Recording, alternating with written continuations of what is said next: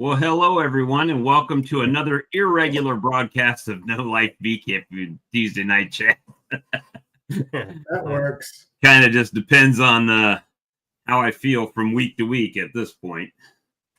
But I got a little bit of rust today, so we'll see how it goes.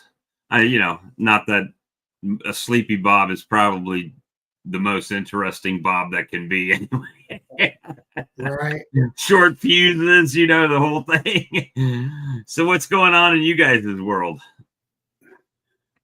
Get buying fondant. Just bought 30 of them today that I'm going to pick up at Nabby. And after the first of the year, I'm going to crack all my hives on a 40-degree day and throw fondant on them. I checked feed the other day. I've got plenty of liquid feed, and it's so thick right now, just straight, that I just pour it straight on and let them take it like honey. You know what I mean? It's just thick syrup, and just let them take it. But this has been a bad fall so far. And Tom, you and I were talking for a few seconds ahead of time about how things are changing, and at least for me, I mean, I'll be lucky to get 17. I don't think I'll hit 17 coming out of the winter. It's just bad beekeeping is what it is. It's not anything to do with the bees. It's more of when I had to start my job and me not getting out there and doing things that I need to do when I should have been doing them, opting to do other things first. And it is biting me in the butt now. So we'll just see. Hopefully it's not a total reboot next year. But, maybe I can sell some honey in the meanwhile and get a few dollars stashed away. So when spring comes around, if I have to buy some packages or something, we'll make that game time decision, Right. But you were talking about, Tom, how your fall has been different. And while you're talking about that, I'm gonna close the door because I hear my wife, and I know you can. So yeah. This year we got up to 60 degrees over the weekend, so I popped in a couple of my hives, and I put 1 to 1.5 sugar bricks, 3-pound sugar bricks, so basically 4.5 pounds of sugar bricks in them about in November, and they're gone. I mean, they're all eating out everything. So they're going through, since we had such a warm fall, they're going through stores faster than I've ever seen since I've been beekeeping. So how is this different than your typical year? Well, typically we get a pretty hard freeze around the second or third week of October, and we'll still have a few warm days, but most days they won't be flying that much. Well, we were getting 70s the whole rest of the month of October and all of November. So it wasn't and warm nights, 50s in the nights, and they were flying every day. So you're experiencing a lot, and I think Todd gets because we're kind of on the same parallel longitude, I guess, or latitude, whatever they call it, flatitude. Whatever that's how I heard it. Latitude, right? And longitude. But the that's something we deal with every year, is the constant colder weather where they don't get out and fly for maybe 2 or 3 days, and then all of a sudden it gets warm, like it's warm now, but it's rainy, right? So now they're still inside. And then maybe they'll get a day, but they're constantly, it's warm enough to where they're still active in the colony, in the hive. And I imagine, they're burning through stores faster, which is what we go through pretty much every year, that they get out and fly. Lots of bees die, but they're not really, if they're brooding, they're not brooding heavily like they would in the spring. It's kind of just enough to keep things kind of going in there. If it doesn't get too cold to where they can't sufficiently heat the brood, right? That they're trying to make. It got so bad, Bob. Before this, we were in a really, really bad drought. One of the worst droughts in Ohio Valley history. And then we got some good rains, and there was, you wouldn't believe how many spring flowers were blooming. Wild trees were blooming, dead nettle was blooming, everything was blooming. So all the bees started now brooding. So they started brooding up big time. Which does what? Means they use more resources, right? Yes. They're eating more. And I think, especially on my double deep hives, there was brood down in the bottom box, and then we got down to 15 degrees. 2 weeks later, while they're still cap brood. Right. And I bet you on my double deeps, which I did a few of them on, that those hives might not make it because the bees stayed down with the brood and basically would freeze to death or run out of food because all the food's above them. Yeah, it's going to be interesting how this year unfolds for me, because right now, I mean, be honest with you, everybody, it just doesn't look good at all. Not at all. I mean, it seems like every time I go in the yard, it's like, well, that one's dead now. It wasn't dead last time when I put food on it, but now it's dead, right? Or, it's just what you do. So Better Bee was selling the Hive Alive 1 kilogram packages, 15 packs, where it was $5.33 a package. So I said, I can't turn that down. So I'm picking up 30 of them at Nabby. And yeah, that's first semi-decent day that we get in January after Nabby. I'll be cracking every one of those hives since we're on one on. Well, it's for me, and I alluded to it a little bit earlier in the year. Probably around, actually, I was probably pulling honey at that time, and I was starting to think that, as far as a business, wow, I can't say that my bee business has been profitable, right? And when I say profitable, I don't mean put it in my pocket. I mean sustainable, right? To where my bees are making enough honey to buy the treatments and everything that I use on them during the year. And that's kind of put me in a bind personally, because the way my financial situation has changed in the past year. So it's really getting to the point to where I can't buy that shiny thing. Ooh, that's new. I want to try that, I want to give that a go and give that a look. But, it just trickles in. The honey money just kind of trickles in. Somebody across town went on my website and bought 5 pounds yesterday. So it does kind of, they literally could have drove here and picked it up and paid. I think with the way the shipping on the honey was set up, they paid like $20 in shipping.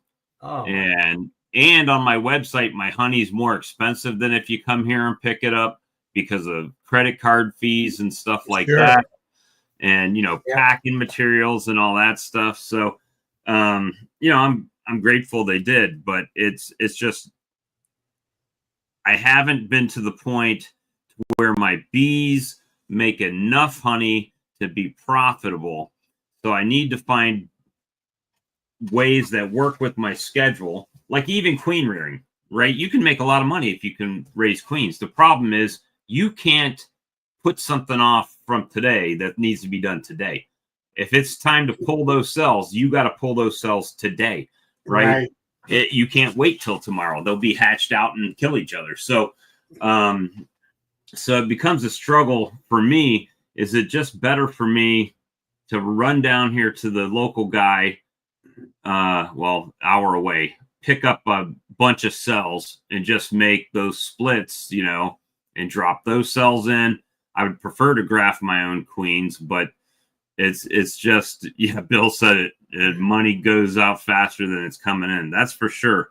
Yeah. Especially this time of year, right? So I can do a lot more things during the spring and summer because people are buying Appy tablets, people are buying Swarm Lure and stuff like that helps augment my income. But I get to the point to where I get personally frustrated because it just seems like I've invested so much money. When I go outside and I see all these boxes and they're all empty, that's demoralizing. It's like, I wish I had a building I could just lock them in the building where I didn't have to see them till it was time to pull them out. Right. but I go to the bee yard, and there's boxes everywhere, right? And there's frames. So I mean, they are assets, but at the same time, assets don't make you money. They don't regenerate profits to be able to buy new queens and stuff like that. So that's just, I'm sure everybody struggles with the same thing, but that's just some stuff that I'm personally dealing with. And I know Todd's had a similar story where he's lost for swarms and ants and wax moss and everything too.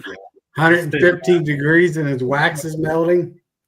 Yeah, I've got frames out there that are on plastic foundation that I'm going to say, when it was still warmer outside, it started where the plastic foundation is. The wax is actually separated off of the plastic foundation and curled up. Well, that's no good anymore. So now I got to scrape it down and re-wax it. It's like you take, 2 steps forward and 3 steps back every season. And it just gets to the point to where it's like, man, is this, and I'll say it, sometimes I think, is this even worth it? I enjoy it, but is it worth it? With the amount of money and everything you got in it, is it worth it? And I think Brad and some of the other people got it better. You got to charge more for the honey, because I'm trying to do a calculation of how much money I spent on the bees. How much per bottle? $100 a bottle. Well, I just now spent $5.33 for each hive, and I bought more sugar this year. I fed my bees more sugar this year than I've ever fed them. Tom, how come you didn't try that fondant recipe that Matt had presented last week or 2 weeks ago? Well, I'm going to be making that too. Okay. I just don't have it made. Okay. It's a time. Sometimes. Oh yeah. When I had extra cash, it became which is more valuable to me, my time or my money? And most of the time, my time was more valuable to me, right? There's plenty of times when I could be like, well, can I do a live stream, or do I need to go re-wax frames, right? Oh, well, I did the live stream, right? So it's like, it's choices, but it just is very challenging. And now I feel kind of, and I know Brad's not on here. You might have a meeting or something tonight. I don't know. I think he does. But, I kind of feel like, I think is similar to how he felt when he lost a bunch of colonies. And I'm looking at next year saying, but I've got all these customers that now are dependent on me for honey. Yeah. Right. I made more honey last year, and I also sold more honey than I did last year. Right. I've already sold more honey than I did last year. Hey, Charlie. Hey. And I'm looking for next year, and it's like, now I've got less bees than I did last year. So it's like, oh my gosh, what am I going to do? So that's what we're looking at. Well, hopefully, Bob, you have a couple really big hives, at least one big hive that you can just split the heck out of. Maybe get 10 splits off of it, 2 frame splits, and then get them. And the ones that don't make them into 4 or 5 frame combines, and hopefully get 5 or 6 hives going quickly. Yeah. Hanley says that's exactly why you see so many beekeepers hang it up after a few years. You got to keep fighting through it. Hey, well, my thing is, if I could, I just don't feel like there's. I got packages to make stuff. Like progress, right? So for me, and I've said it numbers of times on here about every spring I could count on 17 making it through winter, right? I could have 1,017 we're going to make it. And this year, I don't even think I'm going to have that number at the way it's going. So it's just, and it's nobody's fault but my own, right? I mean, in life in general, but at the same time, you would think bees have been living for thousands of years without us. You would think they could do it. You know what I mean? You would think they could just like Joey. Yeah. Joey here. That treatment-free Joe. And he puts the bees in the box. But with that, already that there's an inherent, you're gonna have a certain number of losses every year, right, Joey? You just know, but you just every year you can replace them. So that's, and for some of you guys are thinking, well, it's December, not real worried about it. By February, the first week in February, middle of February, things are kicking off around here. So I've really got 2 months to figure out what the heck's going to happen, And if there's anybody that watches this stream that sells bees and sells stuff like that, start taking credit cards. I understand cash is king, but not all of us keep $2,000 to $5,000 sitting in our pockets to go buy bees every year. Really? Joseph does, and Charlie does. Charlie's got it stuffed in his mattress. But that's the thing. Everybody cash. I understand if you want to take cash for that kind of stuff. Awesome. Offer a cash discount, right? I'll pay a little bit more if I got to use a credit card because I understand the fee situation. But man, you can get a credit card processing thing for free. There's no reason why in today's times you can't take a credit card for stuff. Right. Anyway, I told you, Tired Bob, he gets on those rants. Those little rants and raves going. Well, you guys touched on it earlier about being tough and stuff like that, a tough year. And full disclosure, guys, I took a beating this year. And some of it was my fault. When I moved the hives, I didn't put those ant traps back on and thought I could, handle it. No, couldn't handle it. That bit me in the butt. Weather was an issue for me. And so what that means is I couldn't graft this year. And, I worked Monday through Friday and, I do the bees on Saturday and Sundays and sometimes after work after the time changes. But by then it's harder for me to graft because I got all kinds of other things going on. I didn't put enough emphasis on making sure I had fresh queens for this year earlier this year. And it's killed me. So kind of sort of like what happened to Charlie this year or last year. He had a bunch of queens that just stopped on him or started failing. Mm-hmm. And same thing happened to me. I bet you I did the numbers. It's between 60 and 70% loss this year. What I think helped kill me this year was those queens coming the 25th of May or 21st of May. Mm-hmm. That's 50 frames of brood for 25 queens to make splits. Right. Well, see, I have late in the flow, right? You always want to look at things, make lemonade out of lemons type thing, right? So the way I look at it this year is I'm cleaning up some of my stuff.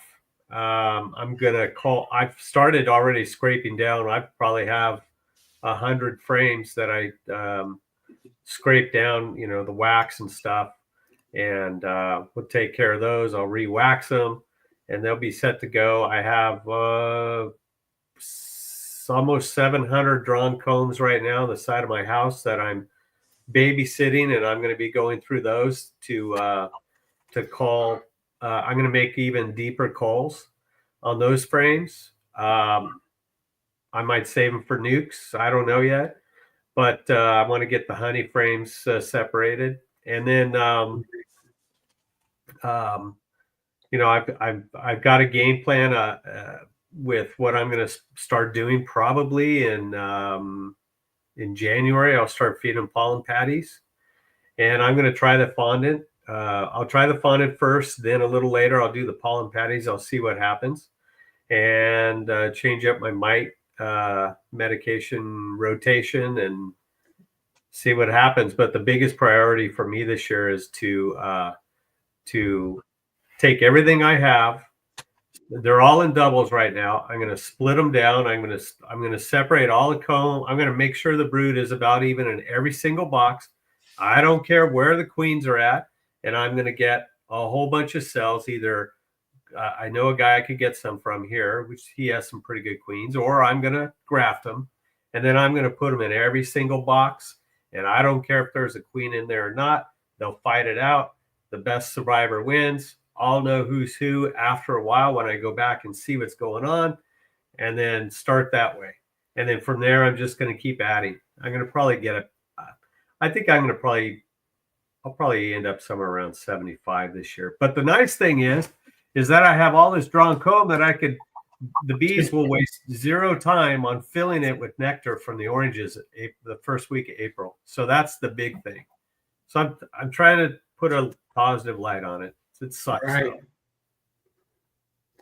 No, Jeremy, I'm definitely not at 100 colonies. At this rate, I'm closer to 10. Going backward. You just got to put a 0 after it, Bob. Yeah. Harder said than done. I got 100 milliliters of colonies. Yeah, there you go. 100 milliliters. I don't want 100 hives. I'm good with my 27 plus all the nukes. 23 production hives and 6 resource hives, and then a bunch of nukes. Let's see. Trying to. I get some of those aggressive bees. Yeah, Bob, Bill Lee's right. You want to make swarm traps? I can teach you how to make really inexpensive, easy swarm traps. 5-gallon pails? 18-gallon Rubbermaid totes. Get blue or purple because bees love those 2 colors. Really? I swear by it. And I've heard other people say the same thing. And you can fit 9 frames. You can get 1/2-inch dowel pins and put it right where the curves are, where the handles are. Right. And you can put 9 frames in there, and you get about 6.5 inches underneath the frames where there's nothing. It's open box. And I put a little opening in the bottom, and the bees love it. I catch 1 to 3 swarms in every one of them every year. I'm still getting calls now. Hey, do you do bee removal? Not this time of year, I don't. Not for free. Not for free, that's for sure. So, our swarm season starts usually around the middle of the 3rd week of April. So I put them out the 1st of April, and usually by the end of April, I have a swarm. So Sam doesn't have plenty of bees either. I've talked to Sam. I ran into him in the grocery store, and Sam said he's having a bad season too. And I'll put those traps back out, and I'll catch another swarm by 3rd week of May. And on half of them, I'll catch another swarm between the end of May and the first 2 weeks of June.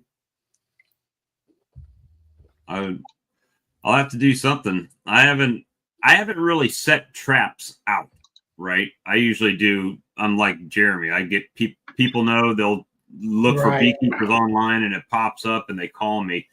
Hey, I got some bees, and I come and get them and box them up and try to grow. Oh, there went Big Mike. And try to catch them and keep them. It's just time, right? Yeah, time is the biggest thing. I made it really simple. I don't put any of my traps in woods and tree lines or any of that stuff. I put all my traps against buildings, sheds, houses, garage, unattached garage, detached garages. I just call my friends, say, hey, can I put a bee trap in your backyard?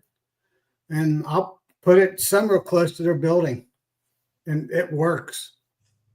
bees seem to fly to structures. I guess they're looking for homes and houses and sheds and stuff like that, and they go right in my trap. I have one in a wine barrel that I put on, a whiskey barrel, and it has a hole in it, and they always go in my trap. They've never gone in the barrel. Not this year, but last year I had one land on one of those Mercedes vans. On the top, where the third brake light is on the top of the van. It was right on top of that in the backup camera. And they called me out there to get that one. But yeah, it's just, it's been a tough year for me. So is what it is, man. I'm not getting out of beekeeping, that's for sure. But it's definitely just one of those things that just frustrates the mess out of me, right? Yeah. But I think I'm getting up to $30 a hive that I spend every year. So it needs to make at least 50 pounds of honey if I'm going to make money. Just between the treatments, the sugar. Right. And sometimes frames, replacement, and stuff like that, it adds up. Need to get me one of them grants that everybody's talking about, like Charlie talks about. I need to get a big grant for like about 20, 25 grand and go buy that guy out. Right. Or buy it all. Of course, he's still got the little Chinese extractor, but I don't need that. Be like that guy that's Hives for Heroes guy, or what it was. Remember, he said he had so many hives and he's making 30,000 pounds of honey. Oh yeah. Okay. Yeah, it's like, no, you're not. You're buying that, buddy. Buying that. Right. But yeah, I gotta figure it out. That's for sure, because I know one thing, I can't continue to go down the road I'm going down beekeeping if I'm gonna continue to do it. It will be me beating my head up against the wall every year. And I don't mind some setbacks, but it seems like every year is a setback. It's just like you get them up, you're like, okay, we're looking good, man. All these boxes have bees in them. They're doing pretty good. And then every year I get the thing that you're talking about where it's cold and warm and cold and warm, and it just beats the crap out of the bees. I was talking to my friend George, who lives on the other side of town. He's a third generation beekeeper, and him and I were talking about queens. Today's queens, as a whole, are not good queens. Yeah, the best queens that I've had have been ones that I've just was probably 3 years ago. I came out of, no, it was more than that. It's right at the first winter that I went through. I had 4 nukes and took 4 nukes to 16 double deeps just by putting a little cage, like Todd has a little cage that goes over the queen cell. I would just put that over top of it, and they would all be caged, and one of them I would let loose in a colony with some bees, and then take that whole frame out and move it to another one with some more bees and release one queen and do the same thing, and was able to expand that way. Yeah, he thinks the queens, and I had to agree with him. They're getting smaller and smaller, and they don't have the girth. Joey. They don't have the girth they used to have. You're low, very low. Oh, yeah, hardly hear you. No, you're real quiet. No. But how's that? There you go. better, yeah. Better? Yes, sir. All right. There you go. Now I wanted Tom to repeat what he said about the queens. I didn't catch it all. George and I were talking as good as they used to be. Quality of queens have been getting worse and worse and worse over the last 10 to 15 years. And you don't see as many of the big, long ones, and the girth of the queens they're not as big and wide as they used to be. When he was younger and his dad was beekeeping. We think it's probably due because these people making 4,000 queens a month, just putting them out. You talking about the queen itself or the cells? Both of it, the queen and the cell. I'm not seeing that. Well, if you do your own, you're better off. If you're trying to buy a queen from these people that make a lot of queens, you're getting inferior queens. Yeah, Well, I don't do that. I might buy cells, but I don't usually buy queens. Right. One of the big reasons why, if you buy queens from a breeder, they let those queens go for 21 days. They let them lay in these nukes for 21 days. And that's only 3 weeks. You need 4 weeks for that queen to really get that confidence to really to lay strong. So if you're making your own queens and you put them in nukes before you put them in boxes or splits, make sure that they are laying for 28 days. Yeah, but I Might think a need lot to of get it, Charlie and Lloyd to pick up some packages for me when they go down. I think a lot of it, they don't have the drone quality or the drone numbers to make that many queens. Well, they don't. But the thing is I think with that extra added week, it gives that queen so much more just confidence. It doesn't have to be technique or anything, whatever the queen does. If she knows that she's laying good, she'll just go like a freight train. So Yeah, that's the big thing. It's all, it's like us. It's all up in our heads, right? right. But these queens that people are getting, that you buy in packages and some nukes, depending on where you're getting them from, that they're mass produced, they're only lasting 1.5, 2 years at most. They look great the first year. They make it over winter. And then by the end of the summer or the next winter, they're done. They're putting out drones or they get replaced late in the fall time. How many times do you hear people saying, my queen got superseded in the fall because she petered out? Well, they could be more to that too. They could be more to that. It may be the environment around you. I mean, where I grew up used to be a bunch of farms. Right. Now it's a bunch of houses. Right. There's hardly any farms here anymore. It's all houses. And a lot more chemicals because people are spraying their yards. So that might be more. The chemicals might be the biggest issue. It's hard to say. The drone pool it is an issue, but I obviously it's a combination of something. But yeah, I know the drones absolutely have something to do with it. But I really think that queen confidence is a key thing too. Yeah, I think it's a combination of both drones quality and numbers, and then having queens out 28 days. I'm going to agree with Todd on that because I don't sell a lot of queens, but I do sell nukes. And I like for her, that queen, once they make that queen or I put a cell in there and they get her mated, when she starts laying and her brood starts emerging, that's when I sell that nuke. Yeah. Now that's not exactly 28 days, is it? Now, if you're selling the queen, you want her probably laying more than that. But a lot of these guys are selling the queen when they're only laying about a week. Yeah, 14 days at most. And then they're coming out of a mini mate nuke and they've only laid this much brood in there. That's right. Yeah. And you shut her back down, that's not good. Yeah, Joey, I typically go 3 weeks and then I'll call my whoever's nuke it's for and schedule a pickup. And it's usually the next weekend. So half the time I'm somewhere between 21 and 28 days, just depending on how the week falls and when they come out to pick it up. But yeah, I agree. Hey, Todd. Bob, you got 6 in here now. If anybody needs to come in, I'll back out. Oh, we ain't got nobody waiting yet, but I'll let you know. Yeah. If Ian pops in the back room, I'll start kicking everybody out. No, I'm just kidding. Yeah. We'll let Ian in. I'll get out for Ian.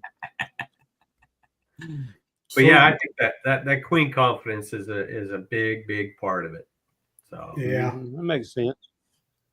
So one of my goals for 2025 is to see if I can lower my costs per hive.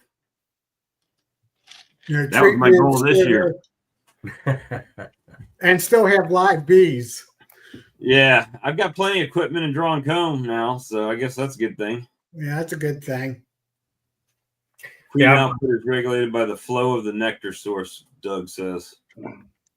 Yeah. Yeah.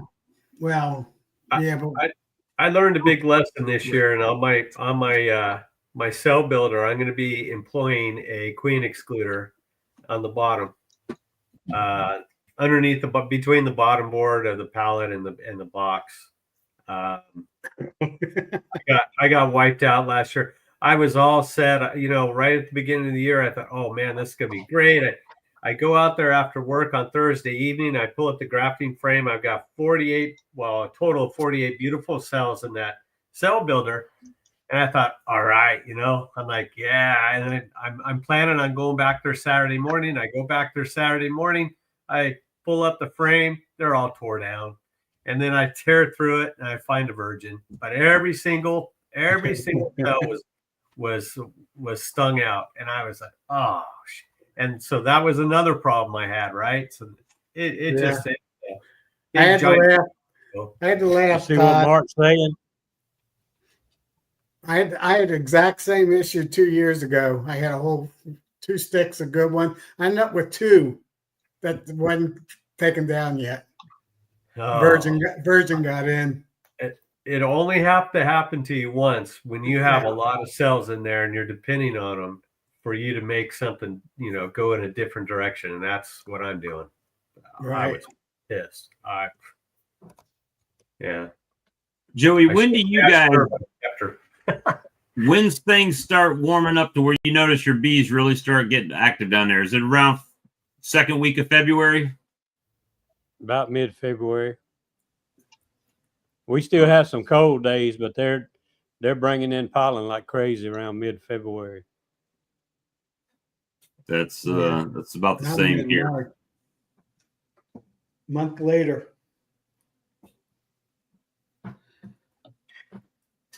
But I'm like you, Todd. I'm going to start cleaning all my frames, get all the propolis off in between them and stuff like that. Yeah. I got a couple hundred to go through. I have the time this winter and I have a lot to do. So I got plenty of time. I just pop the top off of them. When I see they're dead, I just scrape the top of the frames and good to go. Anyway, I don't know if y'all saw what Mark Miller said. Well, don't be fooled. Mating new queens most time have only been laying 2 to 3 days.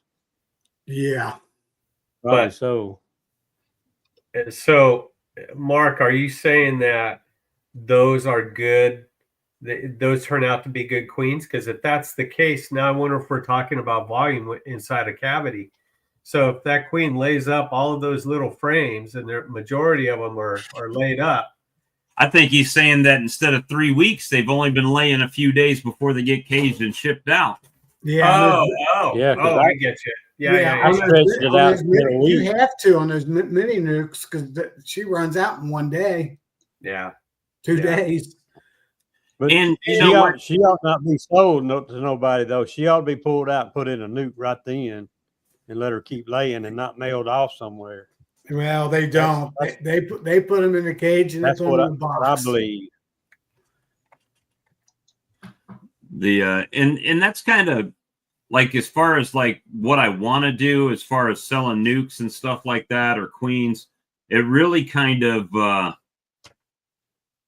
I can't get to that phase of business because every year I'm fighting rebuilding my own yards, right? So that's kind of the thing.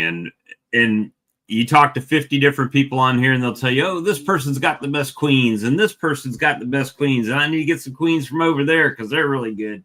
And to be honest with you, I haven't gotten a good queen. Well, I won't say it that way. The queens that I have ordered from people that have to get shipped in here, they don't seem to do well at all. No. And for whatever reason, it could be the shipping. It could be they're not bred correctly. It could be beekeeper error on my behalf. But even the ones that do like get accepted and start off, they just don't start and bam, build out really quick, like they should, right? When Probably eat all the above. yeah, combination of everything, right? Yeah, You they see don't. what They that- don't know. They don't know the plant variety as easily as a local, semi-local queens. I do believe if you're going to buy a queen, you should buy it from your region. Like, I'm in the Ohio Valley. I think if I buy anything in the Ohio Valley, I'll be safe because it's basically a local queen. Well, If I depends on who you buy it from in Ohio too, because some of them boys drive down to Georgia and Florida and get their stuff and bring it back up. And I'm not mentioning any names, but one very big guy that everybody knows does that. Yeah. And, I agree Yeah, I with know that. there's quite a few. I know a few beekeepers that do that. Bob, did you see Ohio. Mamet's in here? oh, hey, Mehmet, I can't hardly see anything, man. I need new glasses and everything. And if I stop talking to read, then it's like Charlie sits there and he don't say nothing. So I'm just sitting there reading comments and typing everybody. Mark Okay. made another good point. Buy What's that? virgins local. Buy virgins local and made them yourself. You know what I was going to say well, is I have a hard time with my queens coming back, and whether it's dragonflies or birds, or I don't have enough drones, or some of them do good and some of them don't. I think if you buy queens from a breeder, it probably would be the best to buy someone that is local. Yeah. That you can maybe even drive to, because you know what? If these queens have to fly on a next day air overnight, they go through these pressure changes on the airplane and stuff like that. I think that really just messes them up. And temperature change too, because I don't think cargo is correct. I don't think cargo's heated or cooled. And then if it's in the summertime, they're on a hot truck. Maybe they get delivered last. So there's all kinds of things. So I think going local in that That's what I say. I think transportation is what harms your bees. I do too. Yeah, local drive pickups better. Yeah. But I'm a realist. So if I buy, there's a reason why they add extra queens in when you buy 20, 25 of them, right? You always get a few extra because they already know. Yeah. They know that some of them's going to die or not get accepted or get wiped out right away. They know that. It's cheaper for them to do that than to reship one queen, so they just add some more in there. Right. So it's just playing the numbers, but the numbers keep beating me in the head every year. So I got to do something. I don't know. It's like Todd said, I had that queen issue in the springtime, and I got 15 new queens from Kudix down there where you got yours, along with wrong with the nukes. And you don't take credit card either. I got to roll down there with cash every time I go. And so anyway, I did well with them. I had one of the hives went down on me, but I got it replaced with a nuke right now. Yeah, but this is like, your first. You can get this is your first winter, Charlie, isn't it? Yeah, it's her first winter, and next year will be first. This is her first winter. It'll be coming their second honey season. And see how they do by the end of next year. I'll have to replace them June. June next year, they're out of here. But what I found is even though they were fresh queens, if you kind of looked at them as far as layering, how much they were laying and stuff, ones were just a little bit stronger. She was just a little bit better queen than the other one, even though they all came at the same time. So it's now when you got those queens, did you get them from down here, or did you get them after they were in New York? No, I got them from down where you were, but that truck was coming from that farm right up to Snyder's there with so many nukes and so many queens on board. So they drove, let's say, 10 hours. They were, but they know they're beekeepers and they know how to keep queens. That's what I need to do is I just need to go pick them up in February or first week in March and go straight up 95 making deliveries of queens all the way up and down the seaboard in my truck. Who was I just saw some Charlie, yeah, I actually ran into Sam at the grocery store a couple weeks ago. He's doing good because he's going through the same struggles I am this year. So it's definitely one of those years, I guess. And I'm a lot similar to Joey. When we moved over here, it was farm fields everywhere, and now it's fields of houses. Right? They're just cutting everything down.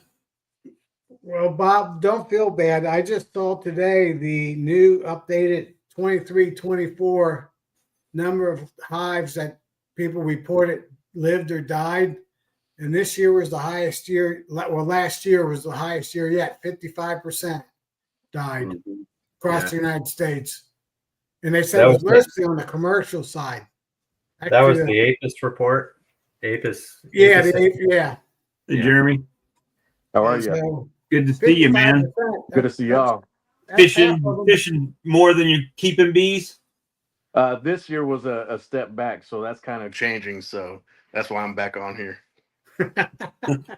Kicked us to the curb when you stopped beekeeping for a little while.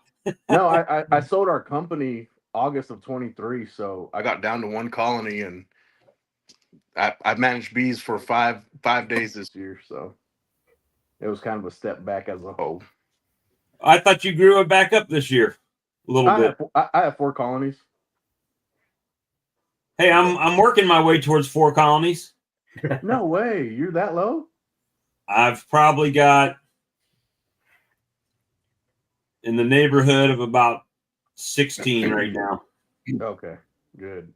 Yeah, I don't know. I sold the company, focused on the family, and been fishing, but then that took my time, and then Mom was like, hey, at least you made some money with beekeeping, and I could have the family involved at farmers markets and stuff like that. And work come to find out, the oil field, for some reason, we're slowing down a little bit, and they're about to cut our overtime. So I said, hey, that's perfect. I might have a 3-day weekend every week, and start doing more removals and stuff this year, so we'll be good. Well, you guys I got a feeling the oil field field is going to get busy again before long. Oh yeah, I hope so. But the company I'm working for, contracted to, I think they're going out of business. I think they're going to sell out. So until that happens, they're going to be cutting hours until they get transitioned, probably. Yeah, but I think Trump's about to make it way better again. Yeah, I think that's definitely true. Yes, sir. I don't know if you guys were here a couple weeks ago when Ian came on and said he was getting 100 pounds from nukes. 100 pounds of honey off a nuke. And I'm sitting here, I'm like, I got double deeps that don't produce 100 pounds of honey. It's like, that's just crazy numbers to me. But then again, he's got, all that acreage around him with stuff all the time, right? Hey, James. Yeah. John said it'd be good to see 200, 300 pounds per hive. I'd like to see 100 pounds per hive.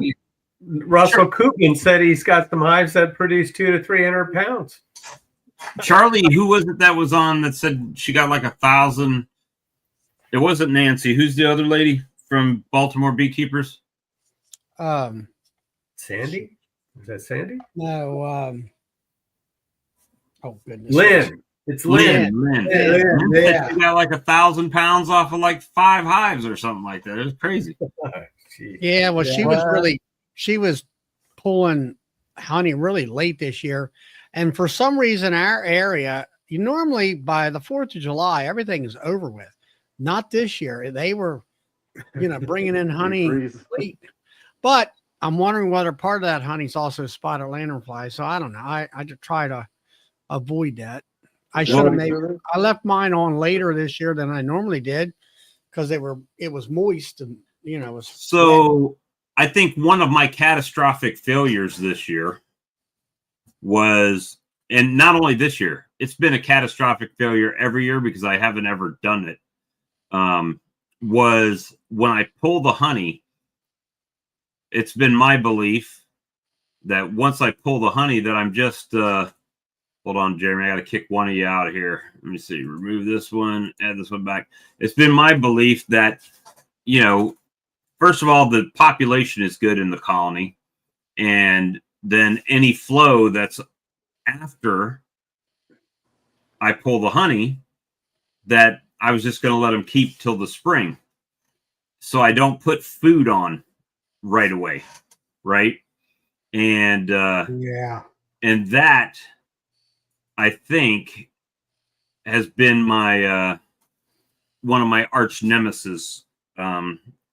Is so this season, as soon as I pull that honey and get those boxes in the building, coming right back out, flipping buckets over on top of them,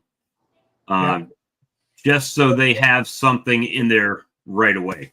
Right. Depends on the flow. Now here, I pulled my honey off, and by I don't know the 15th of July, they had that I run 3 mediums. That top medium was full of honey.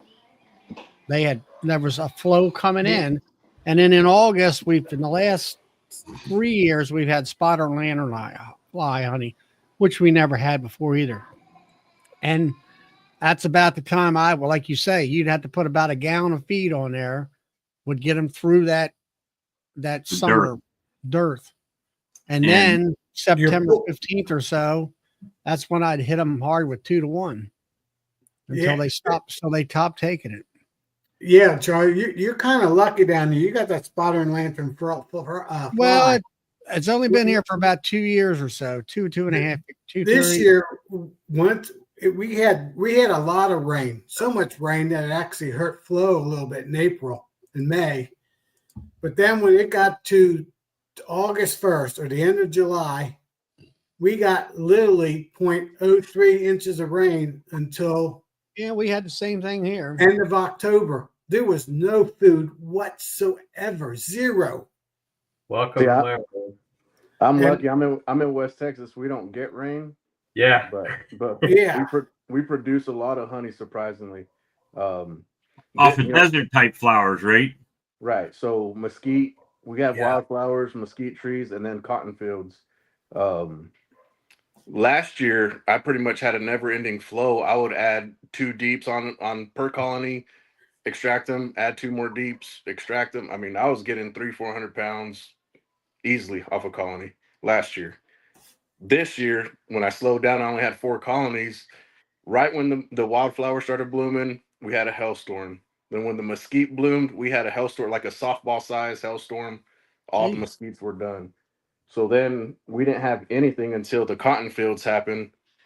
Well, luckily I produced 400 pounds off cotton, irrigated cotton fields. When those were done, I actually, dry land cotton didn't make, but they still left the fields out there. They didn't plow them. Well, I harvested the honey and I didn't put any boxes back on them. This year, like I said, I went to the colonies maybe 5 times this year. And I wish I would have added boxes on them, because all the wild, or I'm sorry, not the wild, but the dry land cotton, it actually bloomed a second time. So it had an actual bloom, and I should have added boxes. So my colonies right now, I just moved them last week to the yard from the cotton fields since September, and they're super heavy with cotton honey since they bloomed a second time, which was crazy. But they survived in the desert. But Bob, typically when you pull that, for anybody, when you pull that honey, those hives are big, and you just now taken 90% of their food. They might have a little bit in their boxes around their frames, and they'll eat that up in a day or 2, and then they'll crash because there's no food.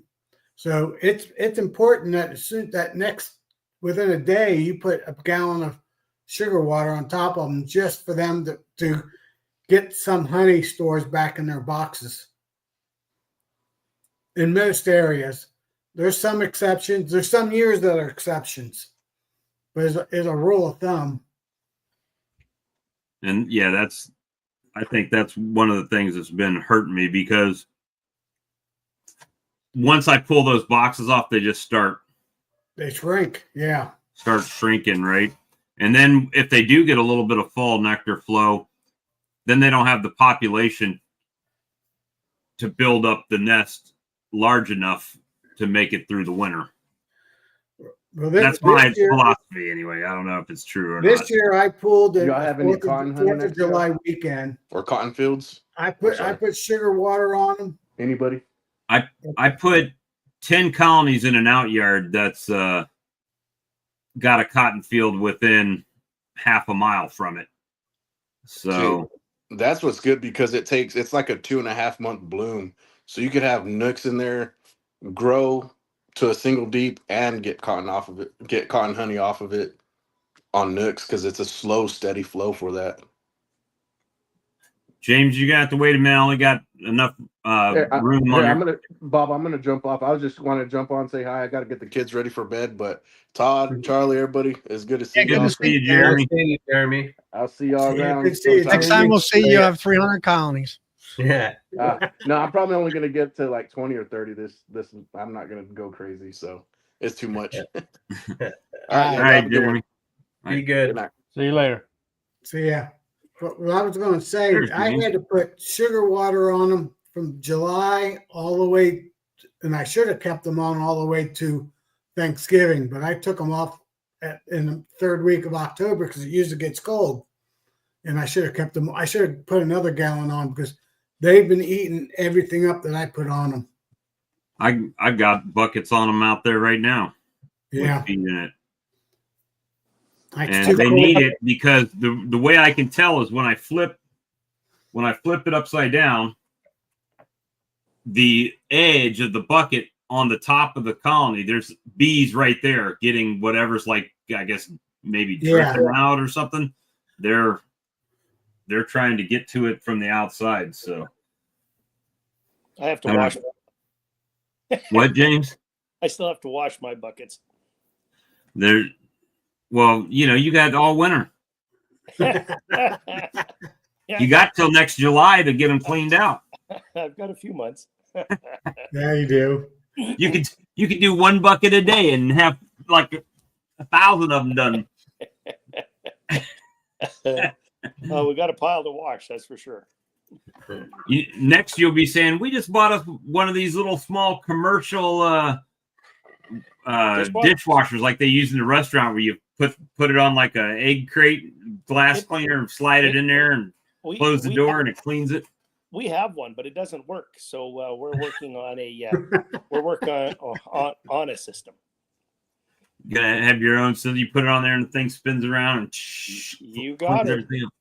You got 33-mile bees is in the chat. Bill. What's up, Bill? Bill? Hey, Phil. Well, hey, the key words is that you're on your way home from work, and after that incident you had, that's a good sign. So if you They didn't give a whole new meaning to lay down yard, didn't it? yeah, he was involved. I don't know the specifics. I just saw the post that he was involved in a train derailment. Oh, so, Yeah. but what I also heard on the little news clip was in that same location, they've had several train derailments at the same spot on the track. So there's something wrong there. Probably like a little kid. Those things aren't designed to come off of those little. They're probably a kid that runs out, a high school kid or something, runs out there and puts this big old rock on the track and causes it. Yeah. I know what it was. Phil had a flashback to those little. You remember those little racetracks? You had the little trigger and you pulled them. Like, the Tyco racetrack. He had a flashback to when he was a kid. Yeah. So what's up in the world of James? Oh, not much. Just every day I check in on my bees. So, look at the camera and they're still there. So They haven't relocated the boxes? Every day that there's still a bee or bees in there is a bonus, because like I say, we took a hell of a kick in last fall, and I don't think it's done yet. So we'll see what comes out of the barn this spring. Well, you're in the same boat I'm in. And I actually had a guy this last week. He made a post on our local group, and he's like, "Hey, for health reasons, I'm having to get out of bees. I'm selling my 60 colonies, singles and doubles." And I'm like, "Oh yeah, how much you want for them?" And then I realized it was too rich for my blood, and then I was done with that conversation. Especially, I don't like to buy bees in the winter anyway, because now I'm taking all the risk, right? Yeah. He gets the money. I should have been like, You probably could yeah. have resold some of them. What's that?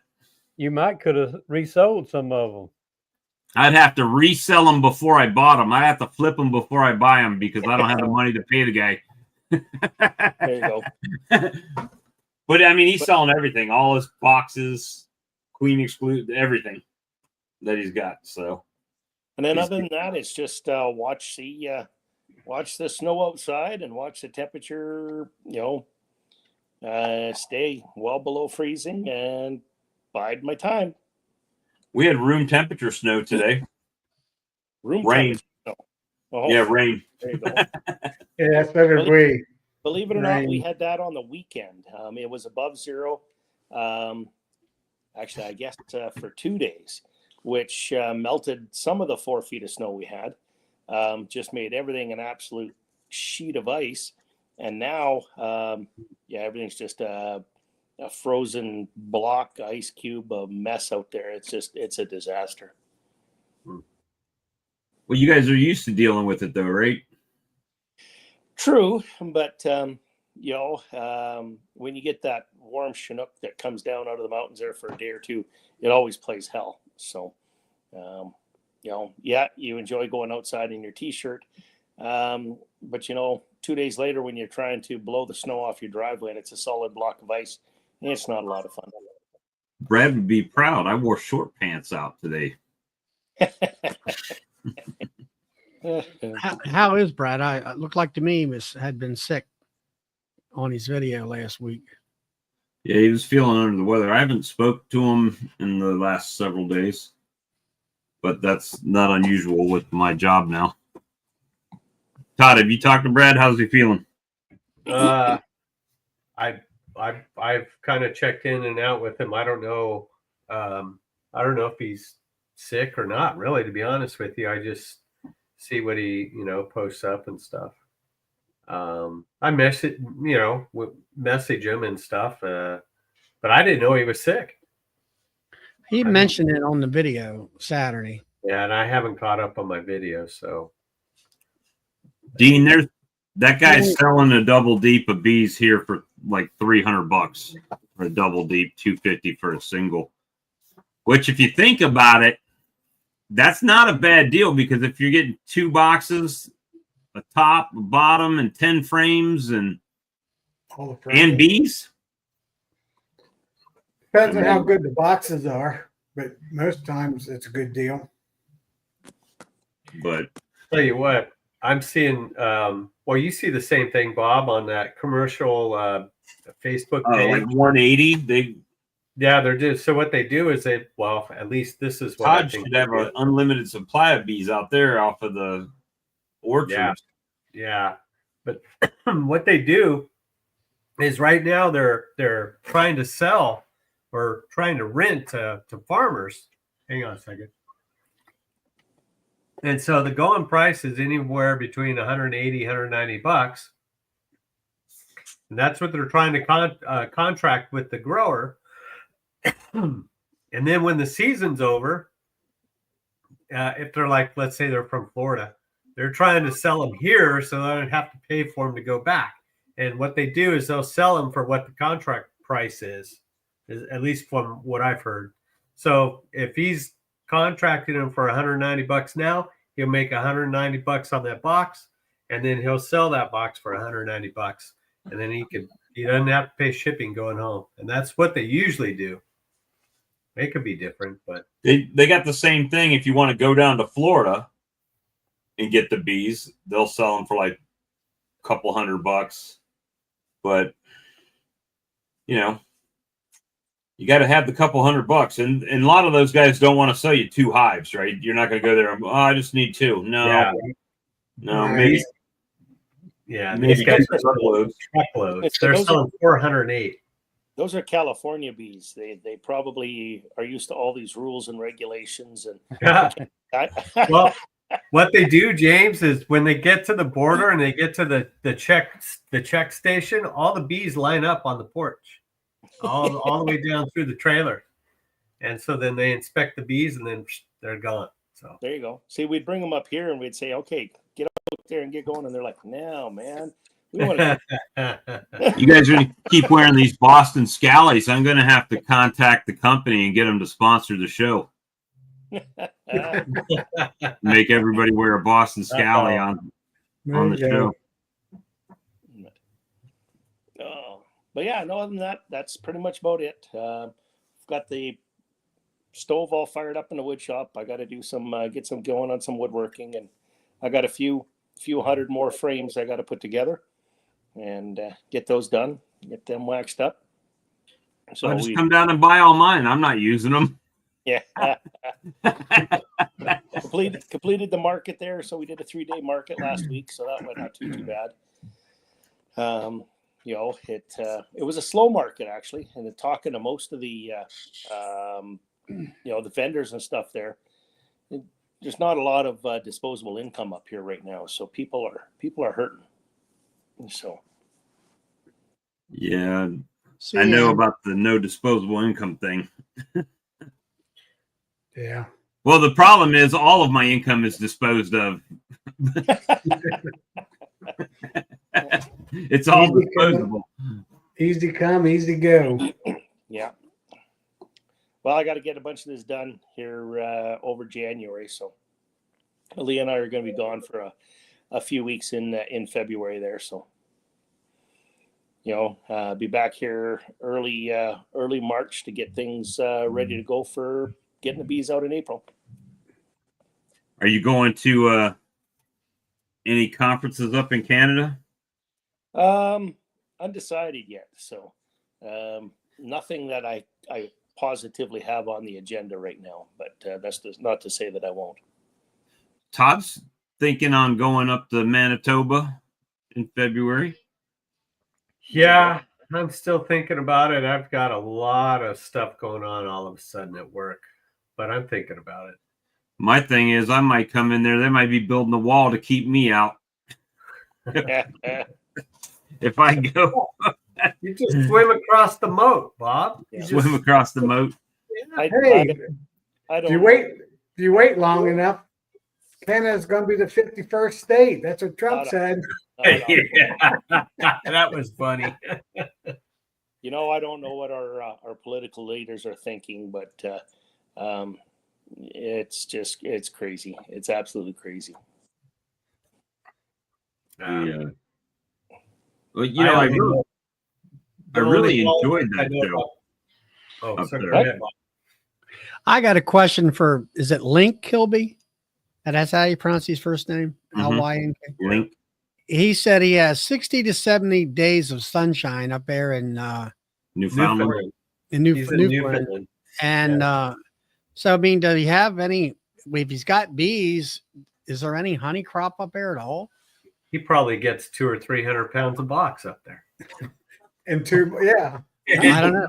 What's up in Newfoundland. Newfoundland? I was Besides, going to say Newfoundland's a little bit different. So over there, Newfoundland, Yeah. Nova Scotia, the East Coast, there's a lot of berry farms over there. So you know, kind of like the almond farms down there. There's a lot of berry black blueberries and stuff like that. Exactly, that they'll go over there and they'll pollinate. I really can't speak as to what they get. Well, yeah, Link. I mean, I have one harvest per box here too. I don't have multiple harvests. You know, in my area. Now there's a guy 20 miles up the road and he might get, you know, a fall harvest. Well, we ours last year was crazy. So dandelions started early in the spring. We had a really, really heavy dandelion flow, I'm going to say for about 10, 12 days. And then nothing. Everything just dried right up. We got a little bit of rain, you know, a couple, 2-3 weeks after that. You know, some of the clover, stuff like that started to bloom and then shut down after probably 3 to 5 days. And then nothing. Even our canola crop bloomed up here for less than 10 days. And then burnt off due to the hot, dry, you know, weather. So, and I think, you know, I've been talking with a few guys, and I think that's part of what kind of kicked us. So our bees would just start to begin to brood, and there'd be no nectar flow, and they would drop off. And then they just start to brood and nothing, and they'd drop off. to the point where I believe they were even cannibalizing it. But there was so little brood in there. So, come the end of the fall with a hot, dry season, just absolutely perfect for mites, and a season that the bees just could never get ahead of. That explains, I think, why. So I don't know how many people know. Alan and I lost over 50% before we even put them in the barn. So it's just one of those years. Now this year, so far, our snowfall is around average. The moisture level is around average, so maybe we're going to get an average year this year. One can only hope, but it was a weird year for the nectar flow. I don't think we out of any of the summer months. From April until October, I don't think we had any honey or any nectar flow longer than 5 to 6 days at the most at any given time. Yeah. So in fact, our biggest nectar flow probably came, I would say end of August, beginning of September, when we pulled everything. That was probably our biggest flow there. Of which by that time we had the pails and everything on. To Bob's point, we had the pails on and we were feeding heavy. So everything that they got in there, they kept. So, but by then it's too late. The queen had already started to slow down laying production. They started to switch into the the winter mode, if you will.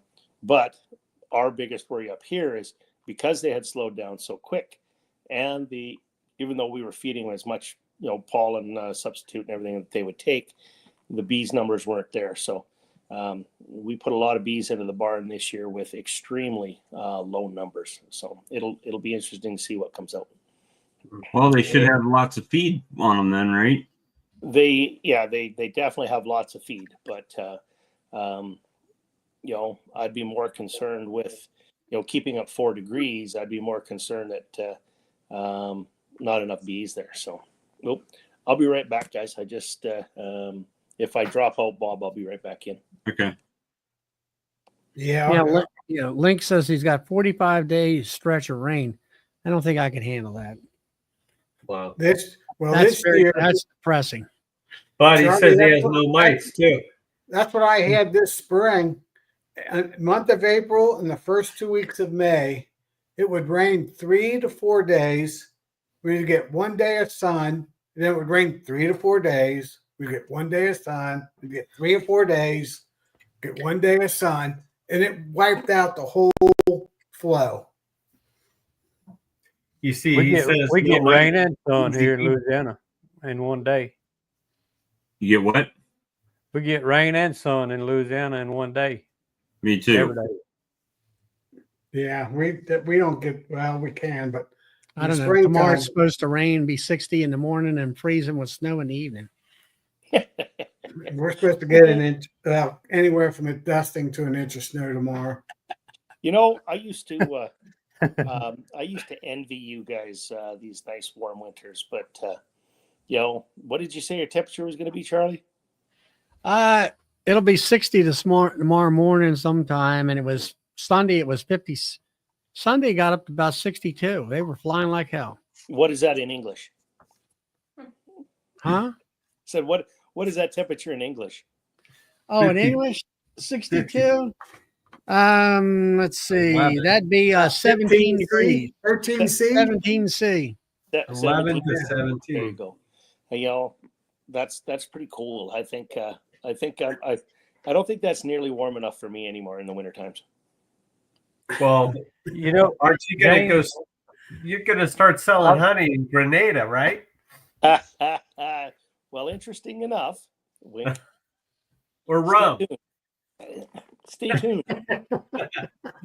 Are you gonna be a rum runner or a honey runner? What are you gonna run? No, so actually, I did stop in and see the Caribbean Beekeepers Association while I was down there. So, He was demonstrating creamed honey down there. Stay tuned. They have no idea what creamed honey was. That's probably because it melts down there. Well, They have no idea over here. so the warmest I got while I was down there, I think, was 30 32, 34 degrees Celsius. And I think the coldest it got was like 29 or 31 degrees Celsius. Oh man, that's between 69 and 89 degrees. It's hard to take, isn't it? Oh, geez. You know what the biggest problem was down there? Keeping your beer cold. Oh, Yeah. yeah. Drink it faster. So, but actually, beer was cheaper than pop, and pop was cheaper than water. So, I had to have a beer. Right. Wow. A good alternative, I guess. So,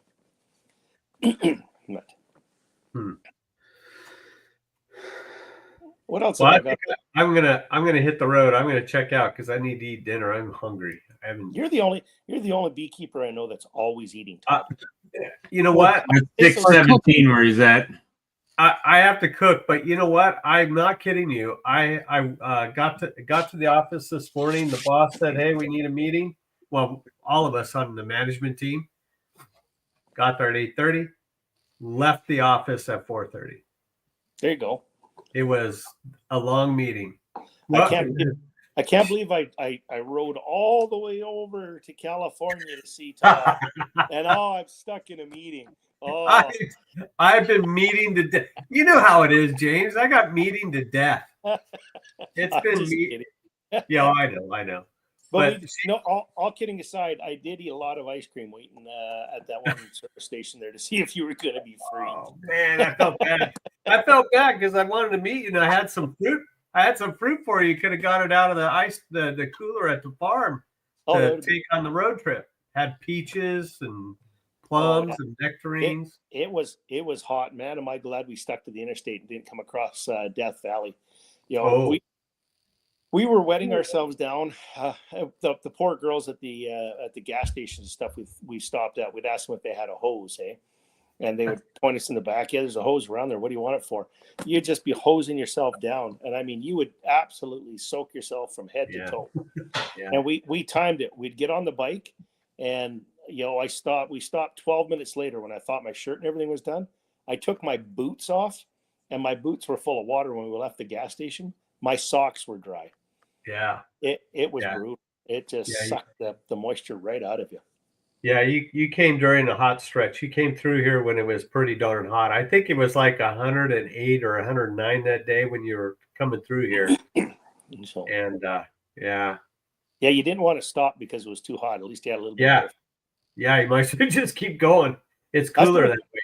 That's where I found out. So I had bought a new helmet. I had bought one of those new Shoei 3 smart helmets, if you want to call it. And of course, Daryl, we were able to talk back and forth with the communication systems, and we're going across the desert there. And I'm like, Daryl, my helmet's talking to me, and it's like, be sure to hydrate. Extreme heat. Be sure to hydrate. And I'm like, my helmet's trying to tell me something. Yeah, it was nasty this summer. It was pretty bad this year.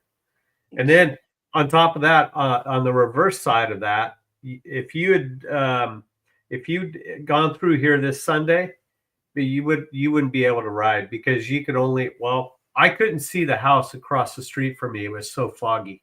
It gets so bad. It's terrible. We actually had some of that going up Route 1, on the coast, yeah. On the coast, there was some point in time there where you could hear the ocean, but you couldn't see it. And a lot of times you could barely see across the highway.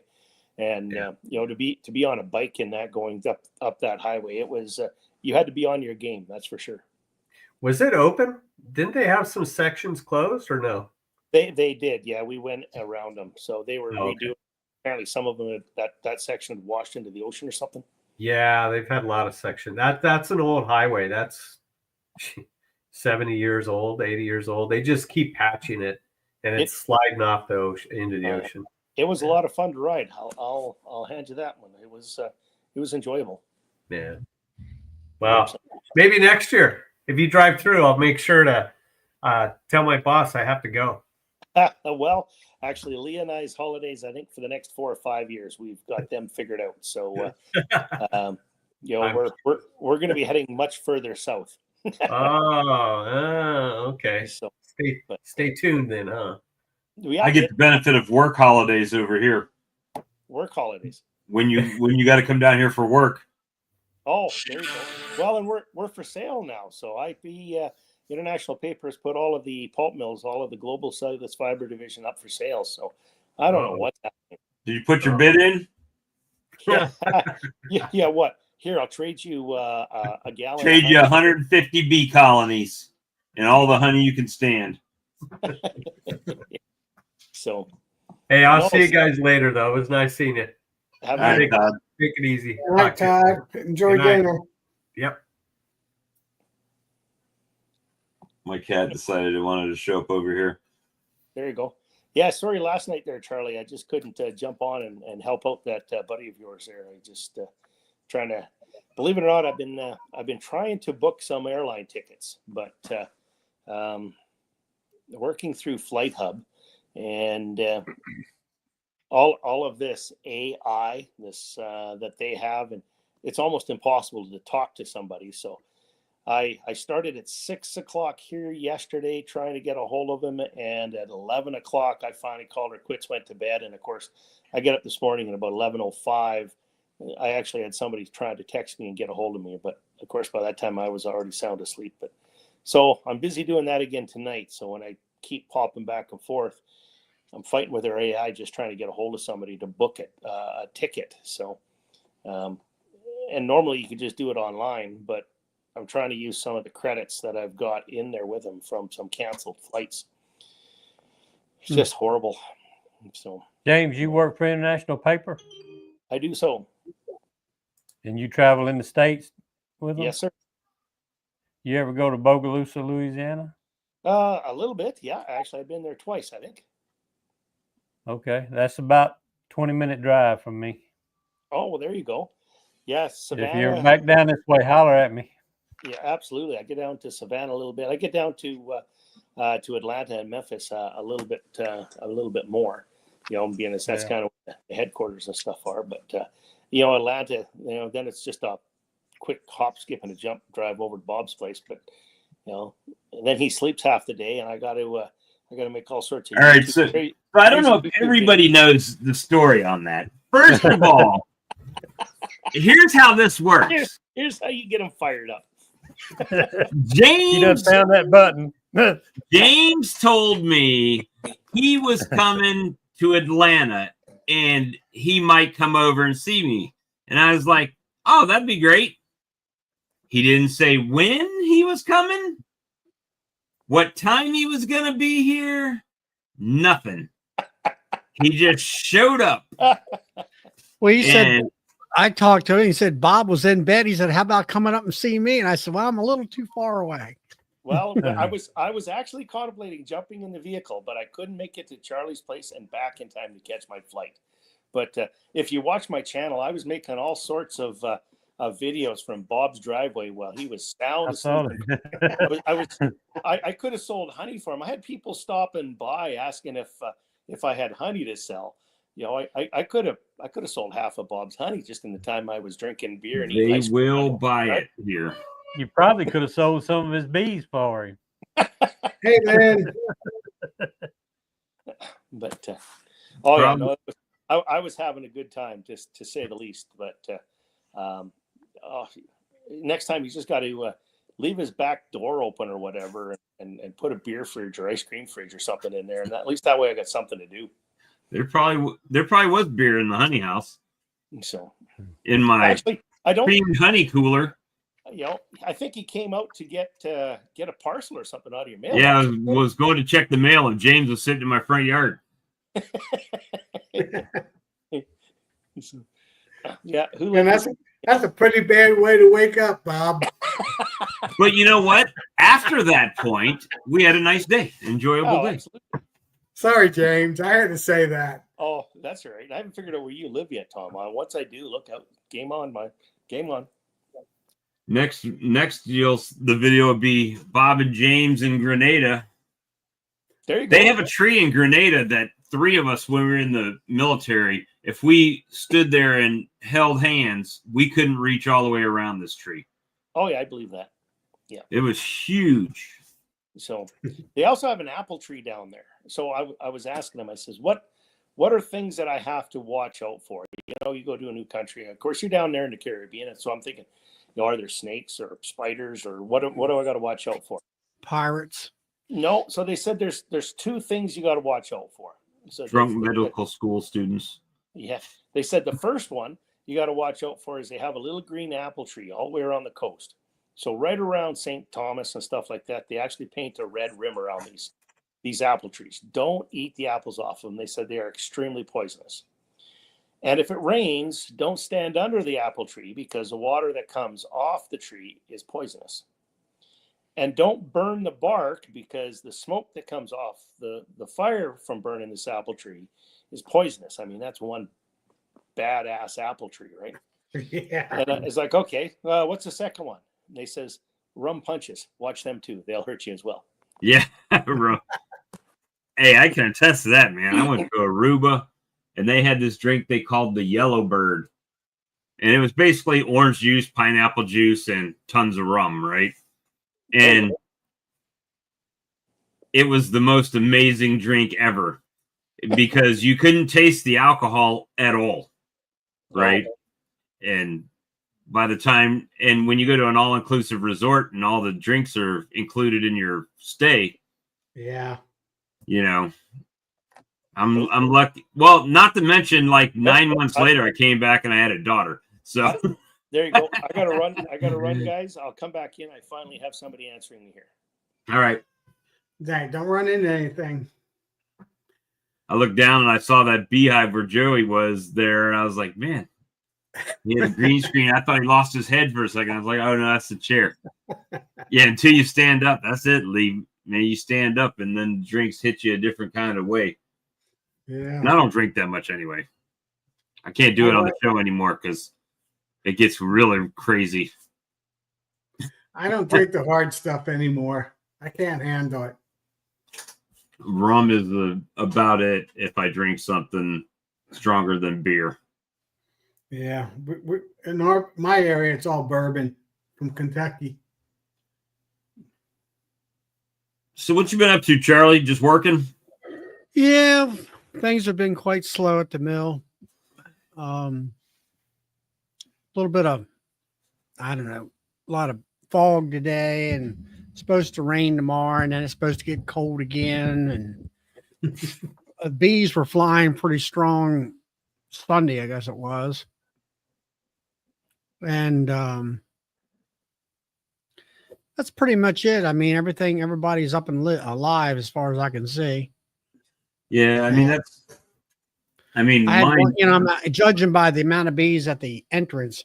There was like one of the 10 framers was a little bit weakish looking, but other than that, I haven't really got into them and all that. I didn't have to, so that's about it. Just kind of working and trying to keep everybody wanting firewood now. It's like, well, where you been at for a while? I might have lost my Apamay hive. What about it? My hive? I didn't see any bees flying on it the other day. Well, they won't. Them insulated hives like that, they're kind of in their own little climate zone. Yeah, hopefully that's the case. Well, with a wooden hive, the temperature fluctuates so much that they know that they'll come out. With that insulation, it doesn't fluctuate on the inside that much, and they'll stay in there. It takes them a couple of more days for them to get woke up to come out. We went to a bee club meeting last night, and the guy was talking about Apamays. He had one he showed. I never really looked at them that close, but they're pretty nice hives. Yeah, Cadillac for your bees. Yeah. The only thing I don't like about them is the feeding trays. They're too small. Well, they don't hold anything. He had one that had 2 sections. Yeah. And he had another one that had a centerpiece for like, he didn't say pollen patties, but I'm sure you could put them in there. But profundant in the middle, and then all the way around it was for sugar syrup. Yeah, The but bigger figure. it doesn't even, a quart will fill that thing, a tray up. You can't even put a gallon in it. So I had to keep filling it up, keep filling it up, keep filling it up. Because I like to put 1 gallon to 2 gallons buckets on my feeders, on my hives. Yep. So I'm going to make a custom box for it just so I can put more sugar water on it in the fall time. And I don't like their the bottoms. lid. I like the way their bottoms is built for like the screen bottoms, and you. Oh, I like their bottoms. And I think it's from the back. You could slide in. I think it was from the back. You could slide in the little pollen traps and everything. It's Yes. real easy. Yeah. Real easy. Yeah, it's real easy to get pollen. Yeah, Doug, we seen where whatever his name is, Kilby didn't have any mites. But what if it's 11 o'clock where Kilby is on Newfoundland? How's he ahead He's of us? an hour east of us. Yeah, he's way way out there. He's in Eastern time. He's in Atlantic Ocean time. Yeah, they're the first one. They see the sunshine way before we do. Okay. Yeah, Brian, I'll be dusting my shoes off. Let's see, Friday night at the Highs for Heroes. I'm going to get my camera ready for that. Oh, really? All right. You going to Highs for Heroes? Yeah, they got a bluegrass band there. Oh, they sponsored the band. Oh, there you go. They're going to have they moved it to a VFW, not too far from the hotel. So popcorn and bluegrass. Yeah, I get on about popcorn, but we'll see. I've been trying some of that new smart popcorn. At the holidays, they always bring out flavored popcorns. So I got some snickerdoodle popcorn and I got some other ones too. Different flavor ones. Let me see. I figured Philip would be on here. He hadn't been on here tonight. He's got a little raffle going for Highs for Heroes, since y'all mentioned that. Yeah, I know they want $20 for that damn little piece of, what is that, ceramic or something? Yeah. Oh, I don't know about that, but Philip's got his own thing going. Well, like I say, if you're going to spend $300 for a beehive or whatever, you would think somebody would have enough brains to put a darn port in for these vaporizers. You know, I mean, it's like I complained about when I bought my Man Lake extractor. I told a friend of mine, I said, why can't they take and tilt that floor inside that extractor so it all drains out the front thing? Well, then here comes Hilco with that idea finally, and I don't know whether anybody else has finally followed suit on that or not. Right.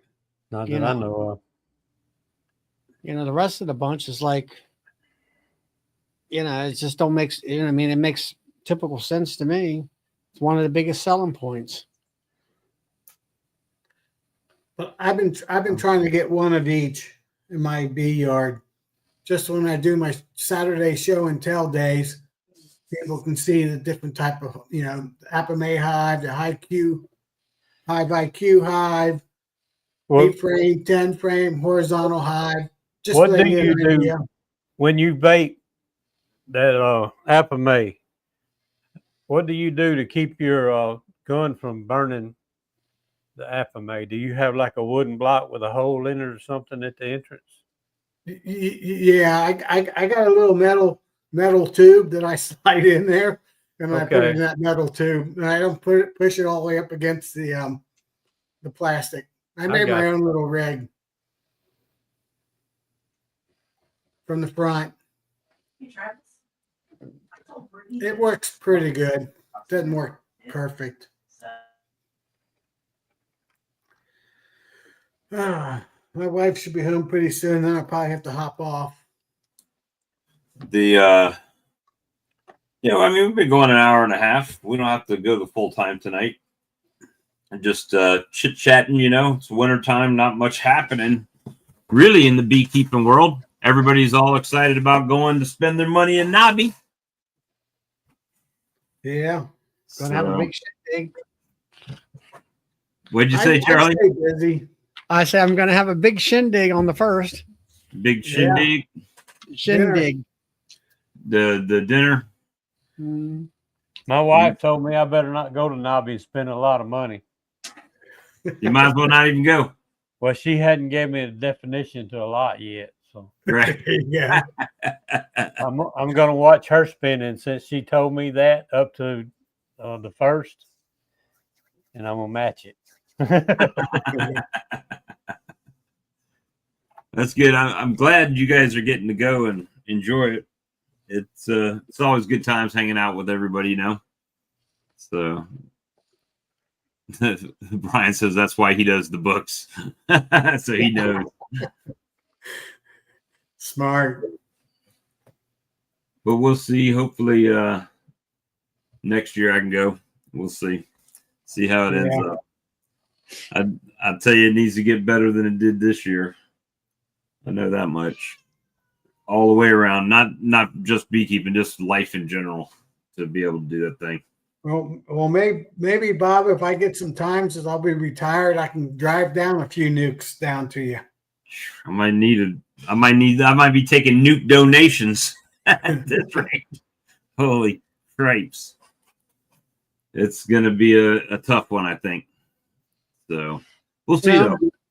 As far as you're always trying to get 50 hives, I think focus in right now. I just want to keep. I wasn't even trying to push it to grow this year. Yeah. Right. I was just trying to get to a point to where my hives were healthy and I could make it through the winter. And boy, did that backfire. So we'll see. If you can try to maintain, let's say around 20, I think with that job you got is the biggest thing. Well, he's already down to 17. Yeah. So hopefully you can go through winter with at least 15. Don't lose. Yeah. Well, usually I typically lose, if I lose colonies, I usually lose them between honey harvest and winter, right? I usually take my losses early, not so much in the spring. If they make it to January, it's usually okay. But right, we got 3 more weeks. Yeah, January. Well, we'll give it a month. If we get 4 weeks. Oh no, I was just kidding, taking you literally.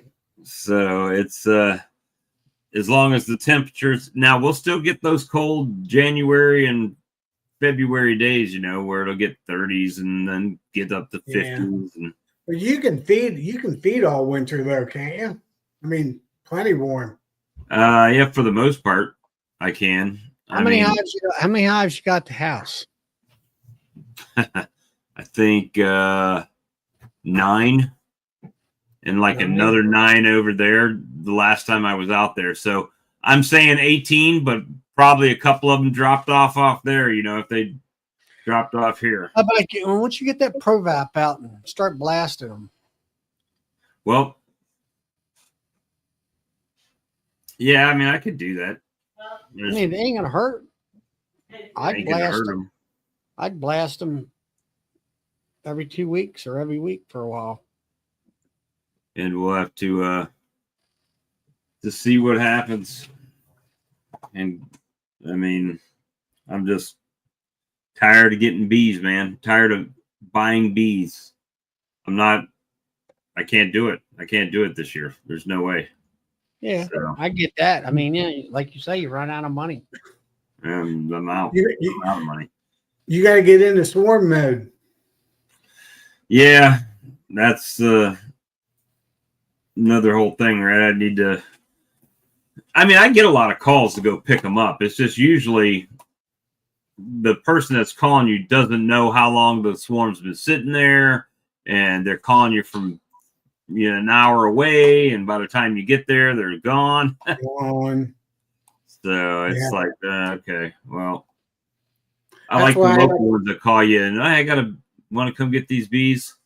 But I don't get even my swarms that I get. I see pictures of people swarms, especially with the competition we had this year, and people were sending us massive swarms. I mean, like huge swarms. I don't get huge swarms here. I've never been called on like this just gigantic swarm.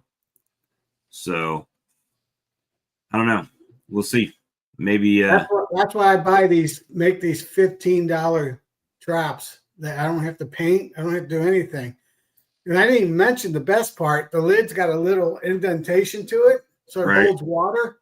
I throw sticks and leaves and grass from wherever I put them up in it. So when it rains, the bees come in and drink water. It's a good water source, and then they see the hive, and that's attractive to them. Get on it. It's a win-win. Did I know Charlie's not really a sports fan. Tom, are you a sports fan? Not really. 50-50. Joe, you're not a sports fan either? I watch a little bit of college football. Not That's really. about it. Well, did you see where University of North Carolina hired Bill Belichick as their head coach? No. They hired him today. So that's an unusual hire, but Wow. That's a good little retirement payment. Yeah. Yeah, I don't know. If I was hiring at a university for a football coach, I don't know that I would hire one that's so close to retirement, because then you're going to have to hire somebody else, in a few years. So.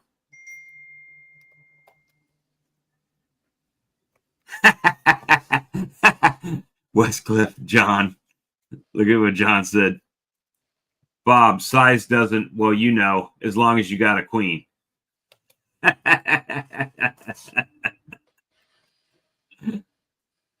That's funny. Roy said, Tom, you just setting them on the ground? I have, or on a concrete block. I don't put them way up. I put mine anywhere from a foot to 5 feet off the ground. I got so much equipment sitting out here that should smell like old comb and bees that, I like Yappy and those guys, then when they just fly into a stack of old boxes, I don't get that, I haven't gotten that. I never hung a trap on a tree. I've got one sitting in the back corner. It's been up there ever since. I mean, it was there before I got my bees. Like, I was trying to trap some before my nukes came. Our domesticated bees fly to structures, houses, sheds, and stuff like that, because they got a lot of openings in them, more than trees do. Hell, I might have 10 swarms in my attic. I don't even know about. I might need to go up in the attic and see if I got bees up in there. Yeah, they're some cutouts. Or in my chimney or something. So I put one trap on top of a whiskey barrel. I have one trap I put on top of a 5-foot high ladder. I have one house where I put it in a chair. I have another one I put on a little table. All around structures, though. One I have on a wall that how some of the driveways go down and they have a wall there. I set them right on the wall. Back in the day, those 5 and 7 gallon blue buckets used to be real popular for swarm traps. Well, I do the 18-gallon Rubbermaids, solid blue. And Yappy's done that for a long time. He uses the totes. Yeah, holds 9 frames. Yeah. I think Shawi did too. I think Shawi uses the totes. Shawi, yeah. Is he doing anything anymore? You don't hear nothing about him or he's been JP having health issues. JP, you don't hear nothing about him putting out any videos anymore. No. What do y'all do? Get burned out and tired? Shawi's has been having health issues. I think he had surgery just the other day. But I don't know about JP. I don't know if he's just retired or. I know he had health issues about a year or so ago. Did he? On my brother's farm, he's got a loft, so I put them, and he's got wood sidings that got big gaps in it. So I just put them on the loft.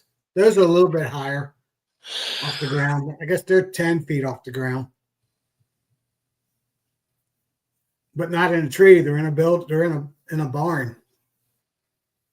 Yeah, then you're going to draw the bees to the barn. Well, you wouldn't believe how many swarms he has flying over his house and barn every spring from all the Amish beekeepers.